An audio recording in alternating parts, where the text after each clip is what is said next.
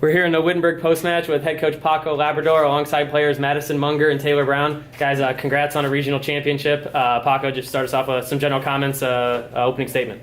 Sure. This is it's been a really great week. We want to start off by thanking our hosts, everybody here in Westerville and everybody here at Otterbein. Has been wonderful for us. It's nice to be just down the road from Witt, but we really did feel like they made us feel at home, and so kudos to the hosts.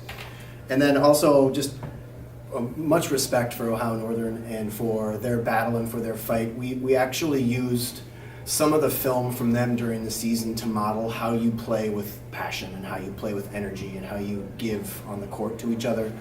And so that's a team that really understands that you have to play together and you have to bring a lot of energy to the floor. And so kudos to them and for their postseason run. Mm-hmm. I thought so.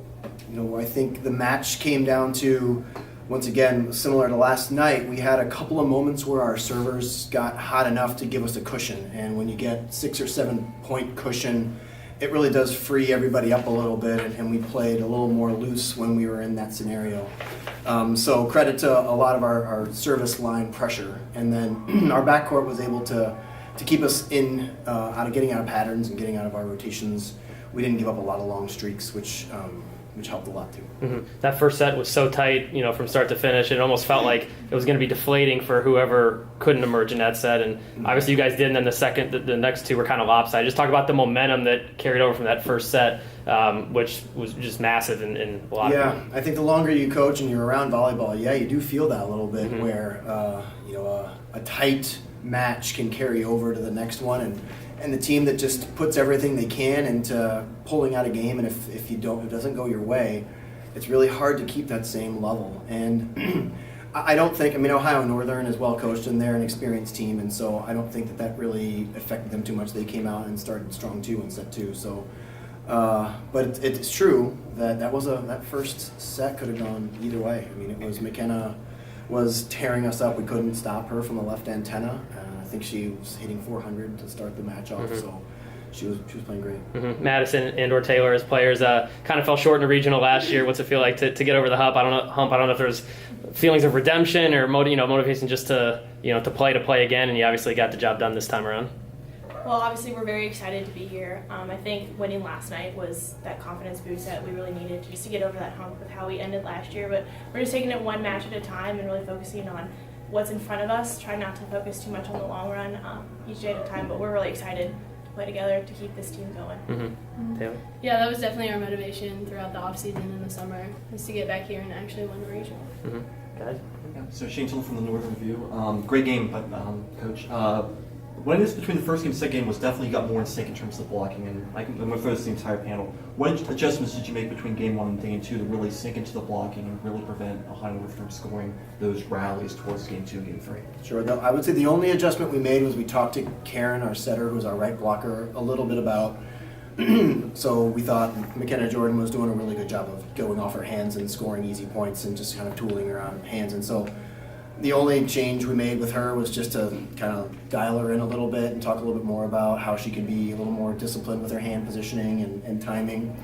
But I think the overall scheme of our blocking didn't change. We had some people that we considered priorities that we made sure we put 2 blockers on, and we had some people that we were okay leaving 1 blocker on. I thought Haley Horner did a pretty good job, our right side, of playing that one-on-one blocker scenario and getting some key stuffs. That was nice for her. Last year, obviously, this is for Paco.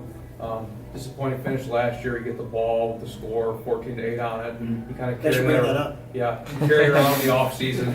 You use that as motivation to get back to this point. How much of that had to do with that score and with this team with a lot of the same pieces coming back? The truth of the matter is, I think that motivation was strong for us in the winter. It was strong for us in the spring, and it was probably pretty strong for us in the summer. But I think we let last season go probably at the end of the summer.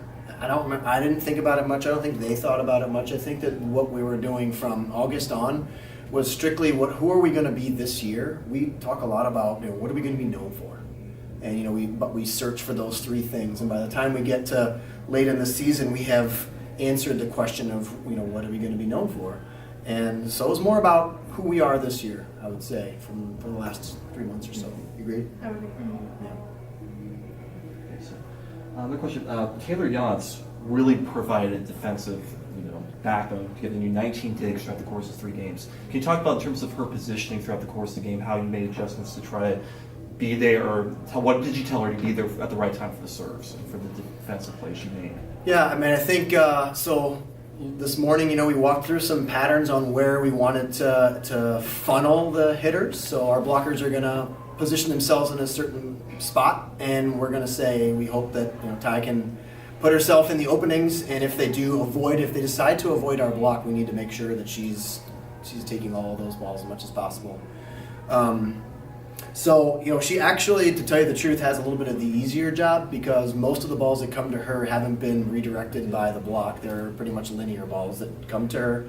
The tougher ones are usually for Madison and right back, where they're kind of either shots or rolls or mixed up shots, or for the middle back players over here who have to see ball and kind of run down corners and be real rangy. So those numbers look great, and she did absolutely a wonderful job. But if you look across the board, it's really cool to see that we have everybody but Aubrey got a dig in that game, and so that's pretty impressive when you're getting everybody into the defensive mind frame. So with the rallies you had to have those defensive mindsets. Yeah, there's some crazy scrappy plays that we had to make. I mean, I think the very first play of the game was a really smart, scrappy play that we kept the ball alive and made something happen out of nothing. And Ohio Northern's known for that too. I mean, if you would have watched the Game 5 against DePaul a couple nights ago, that last point was unbelievable. And so we knew that Ohio Northern was going to make some special plays, and we'll make a couple too. Madison and Taylor, what's this like representing your school and yourselves and your family in a national tournament? Not every college athlete gets to sit where you guys are sitting right now. It's an awesome feeling. We've definitely worked super hard to get here, and can't wait to keep playing like this. Does it remind you of anything? It reminds us of freshman Freshman year? That's Yeah, we right. made it to the national championship, so. Yeah. It's just exciting to share this with our best friends. There's 15 girls on the team, and we're with each other all the time, and we don't get sick of each other. We want to keep this going. We really enjoy it, and we're excited to see what the future holds for us. Yeah. Paco, for you, I just noticed the last few points there when the match seemed to be in hand. I'm just kind of watching you. You were, kind of enjoying that moment, looking to the crowd, sort of pumping them up. Just take me through those last couple of points. What was sort of going through your mindset as it appeared that your team was certainly on their way to victory today, and you were trying to enjoy that moment with all the work that's been put in over, this week and the season as a whole? Yeah, it's kind of funny. Maybe you say the game was in hand, but as a coach, I never thought it was in hand until the last ball dropped. And so even though we may have had a lead, to me, I think that a little extra energy and a little extra enthusiasm from our bench and from our team, and then if we had a really good crowd here, and we've got so many alums in the stands, and the basketball team and coaches and administrators, and so to know that there was that many people who would be able to feed a little bit more of that energy and just really make sure that we finished strong. And I knew that if we could get the gym a little rocking, I knew that we would finish strong. And our team feeds off that. Our team definitely will play better with a lot of enthusiasm. You saw at the end, Maddie Fisher you couldn't stop her because she was jumping through the gym, jumping through the ceiling, and serving up aces. I mean, that's amazing for somebody, and that came a lot from what was happening, the electric atmosphere in the gym. Mm-hmm. Guys, well, thank you so much for your time. Congratulations, and best of luck next weekend. Thanks for the Thank interview. you.